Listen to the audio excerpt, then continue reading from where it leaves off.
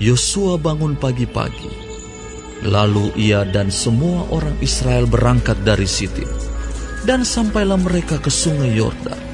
Maka bermalamlah mereka di sana sebelum menyeberang. Setelah lewat 3 hari, para pengatur pasukan menjalani seluruh perkemahan dan memberi perintah kepada bangsa itu. Katanya, segera sesudah kamu melihat tabut perjanjian Tuhan Allahmu yang diangkat para imam yang memang suku Lewi, maka kamu harus juga berangkat dari tempatmu dan mengikutinya.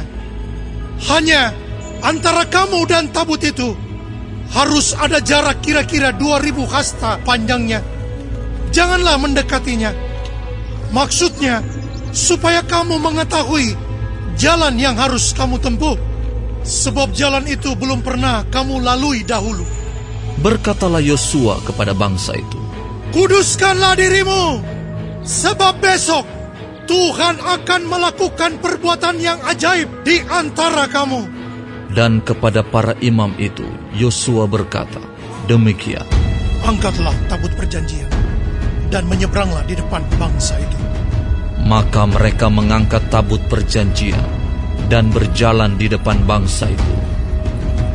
Dan Tuhan berfirman kepada Yosua, pada hari inilah aku mulai membesarkan namamu di mata seluruh orang Israel, supaya mereka tahu bahwa seperti dahulu aku menyertai Musa, demikianlah aku akan menyertai engkau. Maka kau perintahkanlah kepada para imam pengangkat tabut perjanjian itu demikian. Setelah kamu sampai ke tepi air sungai Yordan, haruslah kamu tetap berdiri di sungai Yordan itu.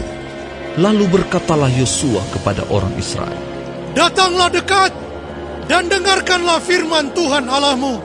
Lagi kata Yosua, dari hal inilah akan kamu ketahui bahwa Allah yang hidup ada di tengah-tengah kamu, dan bahwa sungguh-sungguh akan dihalaunya orang Kanaan, orang Het, orang Hewi, orang Feris, orang Girgasi, orang Amori, dan orang Yebus itu dari depan kamu.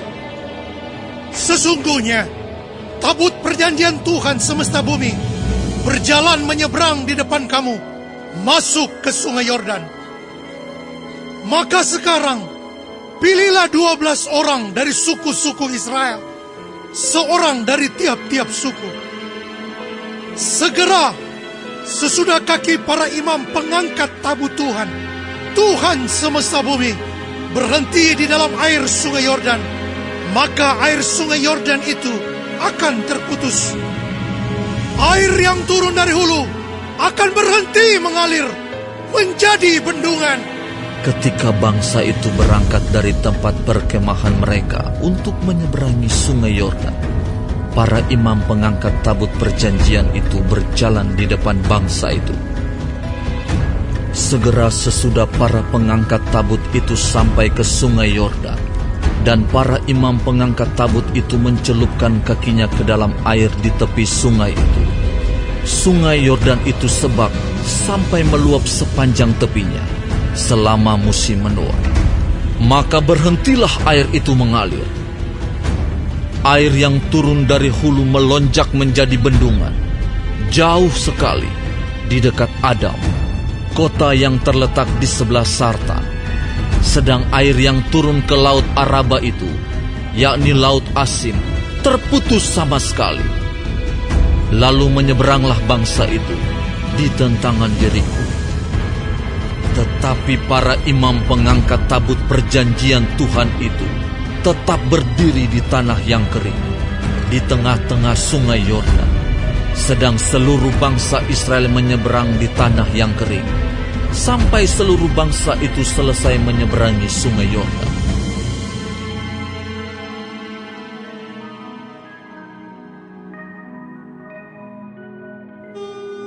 Setelah seluruh bangsa itu selesai menyeberangi sungai Yordan, berfirmanlah Tuhan kepada Yosua Demikian, Pilihlah dari bangsa itu 12 orang, seorang dari tiap-tiap suku, dan perintahkanlah kepada mereka demikian: angkatlah 12 batu dari sini, dari tengah-tengah sungai Yordan ini, dari tempat berjejak kaki para imam itu.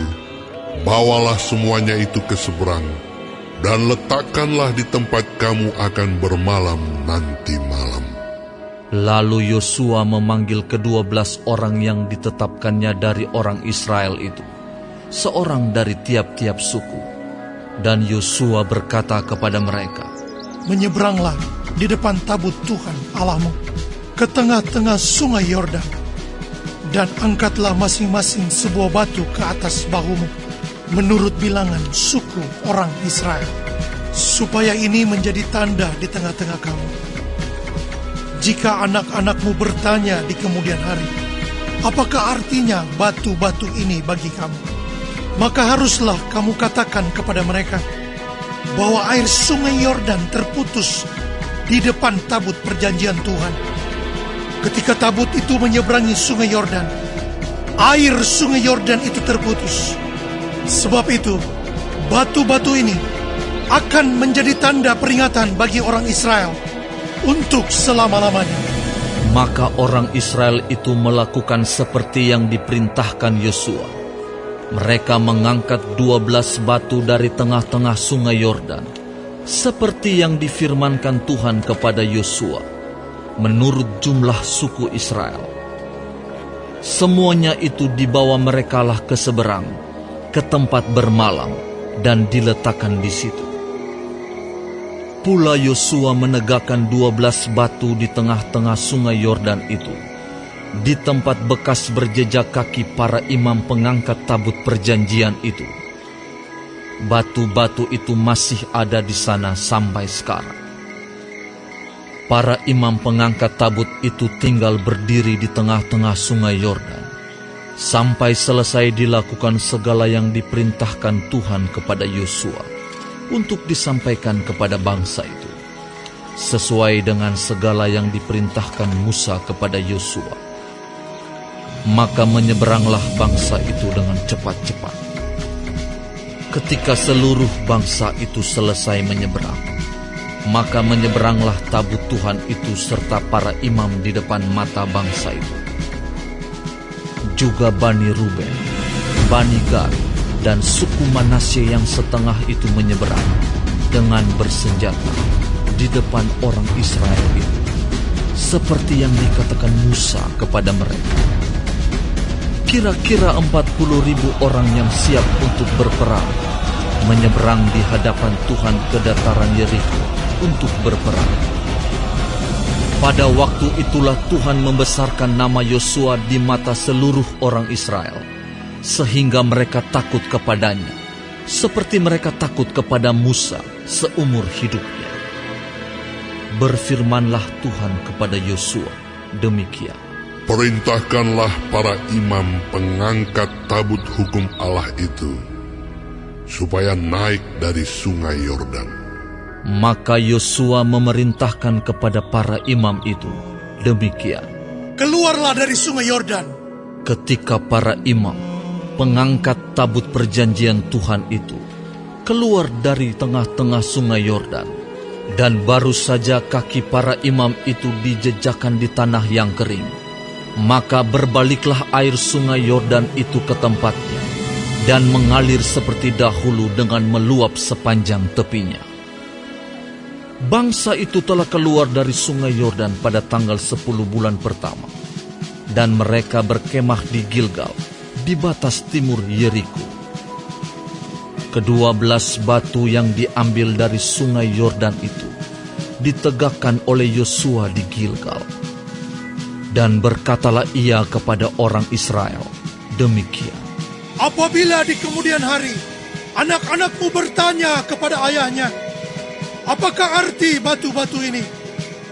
Maka haruslah kamu beritahukan kepada anak-anakmu, begini, Israel telah menyeberangi sungai Yordan ini di tanah yang kering.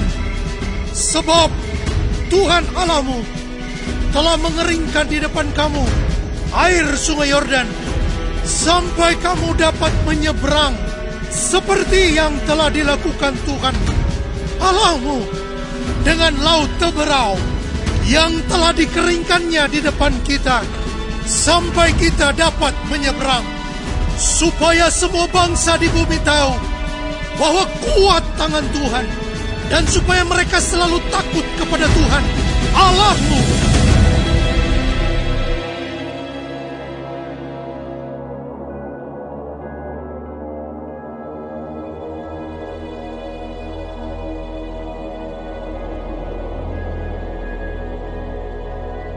Ketika semua raja orang Amori di sebelah barat sungai Yordan dan semua raja orang Kanaan di tepi laut mendengar bahwa Tuhan telah mengeringkan air sungai Yordan di depan orang Israel, sampai mereka dapat menyeberang, tawarlah hati mereka dan hilanglah semangat mereka menghadapi orang Israel itu.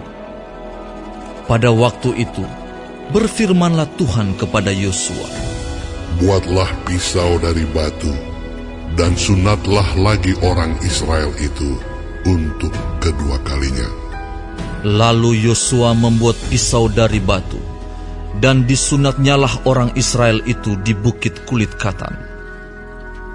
Inilah sebabnya Yosua menyunat mereka. Semua orang yang keluar dari Mesir, yakni yang laki-laki, semua prajurit, telah mati di padang gurun di tengah jalan setelah mereka keluar dari Mesir. Sebab semua orang yang keluar dari Mesir itu telah bersunat, tetapi semua orang yang lahir di padang gurun dalam perjalanan sejak keluar dari Mesir belum disunat. Sebab 40 tahun lamanya orang Israel itu berjalan melalui padang gurun, sampai habis mati seluruh bangsa itu, yakni prajurit yang keluar dari Mesir, yang tidak mendengarkan firman Tuhan. Kepada mereka itu, Tuhan telah bersumpah bahwa Ia tidak akan mengizinkan mereka melihat negeri yang dijanjikan Tuhan dengan bersumpah kepada nenek moyang mereka, akan memberikannya kepada kita, suatu negeri yang berlimpah-limpah susu dan madunya. Tetapi anak-anak mereka yang telah dijadikannya ganti mereka, mereka itulah yang disunat Yosua, sebab mereka belum bersunat, karena mereka tidak disunat dalam perjalanan. Setelah seluruh bangsa itu selesai disunat, maka tinggallah mereka di tempatnya masing-masing di perkemahan itu, sampai mereka sembuh. Dan berfirmanlah Tuhan kepada Yosua, hari ini telah kuhapuskan celah Mesir itu daripadamu. Itulah sebabnya nama tempat itu disebut Gilgal sampai sekarang. Sementara berkemah di Gilgal, orang Israel itu merayakan Paskah pada hari yang ke-14 bulan itu, pada waktu petang di dataran Yeriko. Lalu pada hari sesudah Paskah, mereka makan hasil negeri itu, yakni roti yang tidak beragi dan bertih gandum, pada hari itu juga.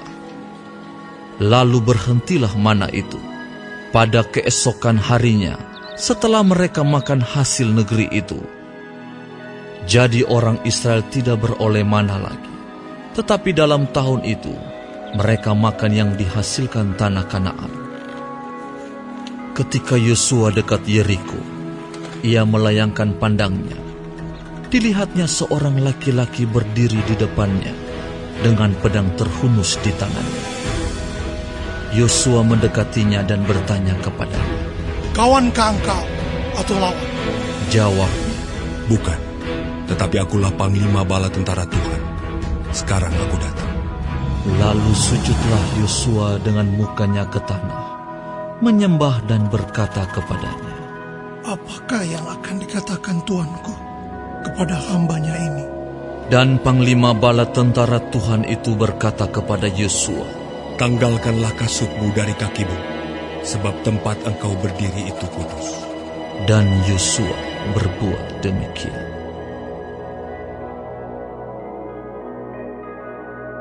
Dalam pada itu, Yeriko telah menutup pintu gerbangnya.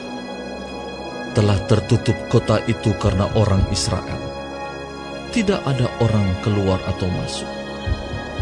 Berfirmanlah Tuhan kepada Yosua, Ketahuilah, aku serahkan ke tanganmu Yeriko ini, beserta rajanya dan pahlawan-pahlawannya yang gagah perkasa. Haruslah kamu mengelilingi kota itu, yakni semua prajurit harus mengedari kota itu sekali saja. Demikianlah harus engkau perbuat 6 hari lamanya.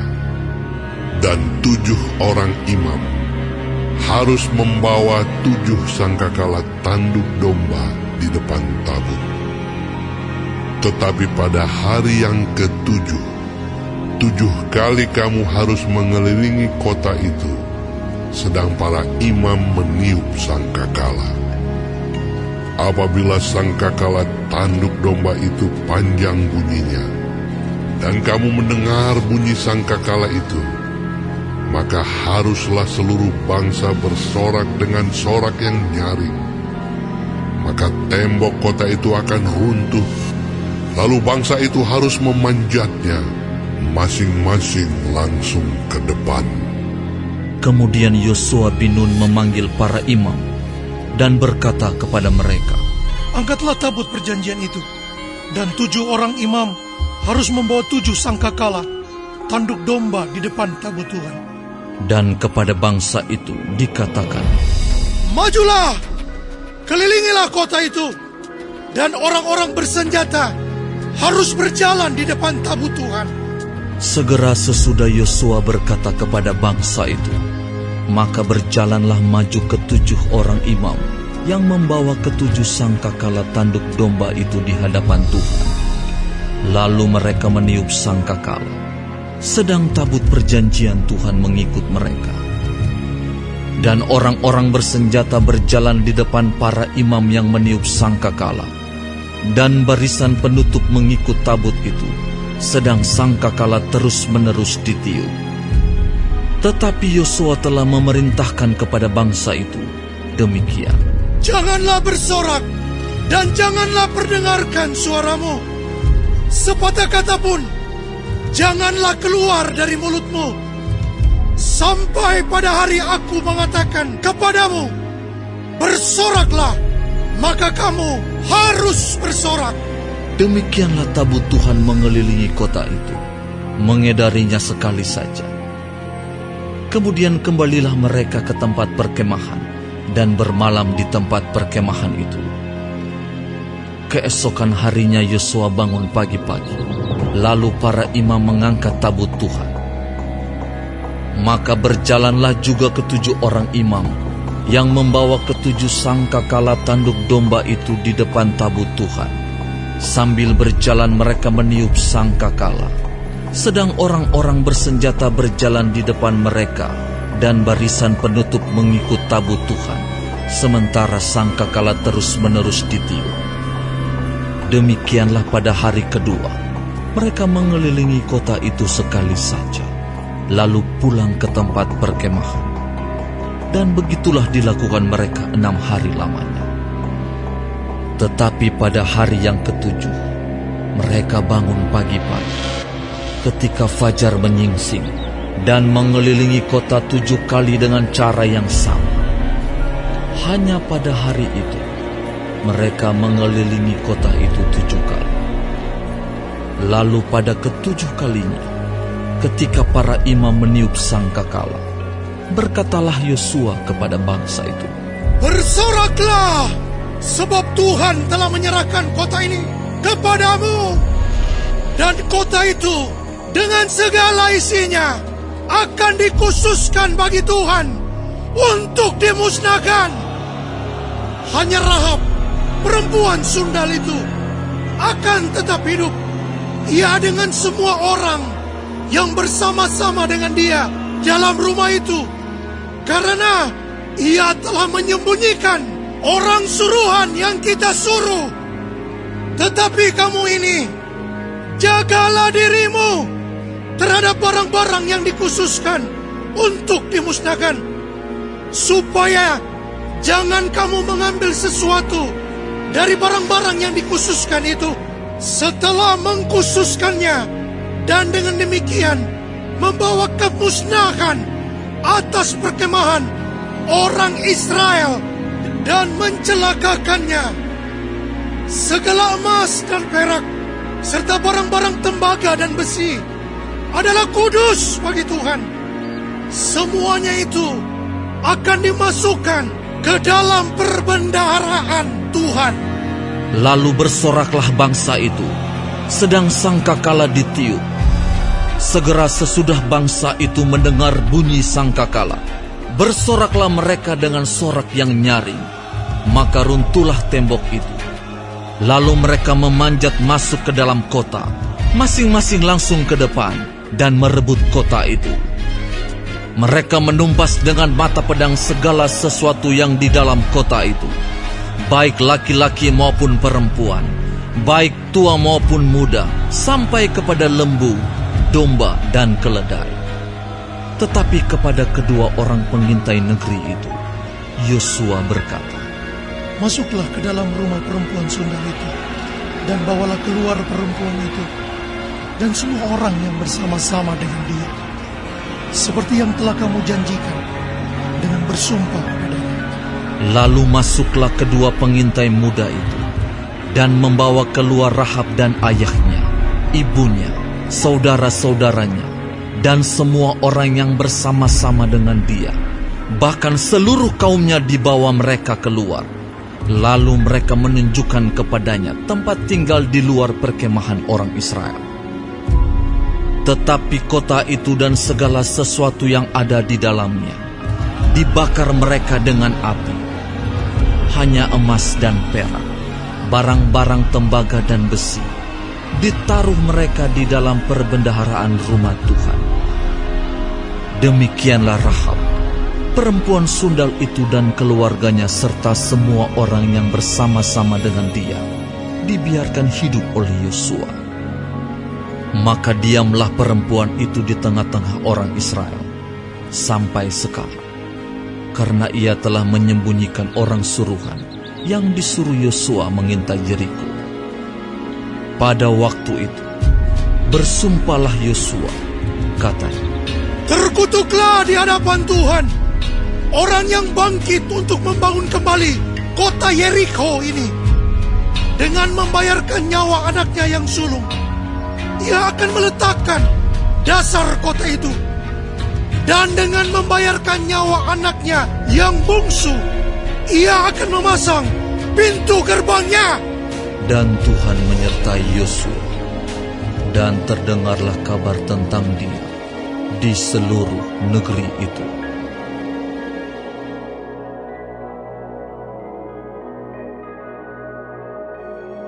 Demikianlah hendaknya orang memandang kami sebagai hamba-hamba Kristus yang kepadanya dipercayakan rahasia Allah, yang akhirnya dituntut dari pelayan-pelayan yang demikian ialah bahwa mereka ternyata dapat dipercayai.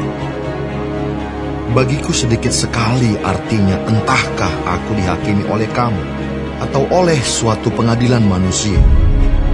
Malahan diriku sendiri pun tidak kuhakimi. Sebab memang aku tidak sadar akan sesuatu, tetapi bukan karena itulah aku dibenarkan. Dia yang menghakimi aku ialah Tuhan. Karena itu, janganlah menghakimi sebelum waktunya, yaitu sebelum Tuhan datang. Ia akan menerangi juga apa yang tersembunyi dalam kegelapan, dan ia akan memperlihatkan apa yang direncanakan di dalam hati. Maka tiap-tiap orang akan menerima pujian dari Allah. Saudara-saudara, kata-kata ini aku kenakan pada diriku sendiri dan pada Apolos, karena kamu, supaya dari teladan kami kamu belajar apakah artinya ungkapan. Jangan melampaui yang ada tertulis, supaya jangan ada di antara kamu yang menyombongkan diri, dengan jalan mengutamakan yang satu daripada yang lain. Sebab siapakah yang menganggap engkau begitu penting? Dan apakah yang engkau punyai yang tidak engkau terima? Dan jika engkau memang menerimanya, mengapakah engkau memegahkan diri seolah-olah engkau tidak menerimanya? Kamu telah kenyang, kamu telah menjadi kaya. Tanpa kami, kamu telah menjadi raja. Alangkah baiknya kalau benar demikian, bahwa kamu telah menjadi raja, sehingga kami pun turut menjadi raja dengan kamu. Sebab menurut pendapatku, Allah memberikan kepada kami, para rasul, tempat yang paling rendah, sama seperti orang-orang yang telah dijatuhi hukuman mati. Sebab kami telah menjadi tontonan bagi dunia, bagi malaikat-malaikat, dan bagi manusia. Kami bodoh oleh karena Kristus, tetapi kamu arif dalam Kristus. Kami lemah, tetapi kamu kuat. Kamu mulia, tetapi kami hina. Sampai pada saat ini kami lapar, haus, telanjang, dipukul, dan hidup mengembara. Kami melakukan pekerjaan tangan yang berat. Kalau kami dimaki, kami memberkati. Kalau kami dianiaya, kami sabar. Kalau kami difitnah, kami tetap menjawab dengan ramah. Kami telah menjadi sama dengan sampah dunia, sama dengan kotoran dari segala sesuatu, sampai pada saat ini. Hal ini kutuliskan bukan untuk memalukan kamu, tetapi untuk menegur kamu sebagai anak-anakku yang kukasihi. Sebab sekalipun kamu mempunyai beribu-ribu pendidik dalam Kristus, kamu tidak mempunyai banyak bapa. Karena akulah yang dalam Kristus Yesus telah menjadi bapamu oleh Injil yang kuberitakan kepadamu. Sebab itu aku menasihatkan kamu, turutilah teladanku. Justru itulah sebabnya aku mengirimkan kepadamu Timotius, yang adalah anakku yang kekasih dan yang setia dalam Tuhan. Ia akan memperingatkan kamu akan hidup yang kuturuti dalam Kristus Yesus, seperti yang kuajarkan di mana-mana dalam setiap jemaat. Tetapi ada beberapa orang yang menjadi sombong, karena mereka menyangka bahwa aku tidak akan datang lagi kepadamu. Tetapi aku akan segera datang kepadamu, kalau Tuhan menghendakinya. Maka aku akan tahu, bukan tentang perkataan orang-orang yang sombong itu, tetapi tentang kekuatan mereka. Sebab kerajaan Allah bukan terdiri dari perkataan, tetapi dari kuasa. Apakah yang kamu kehendaki? Haruskah aku datang kepadamu dengan cambuk, atau dengan kasih, dan dengan hati yang lemah lembut?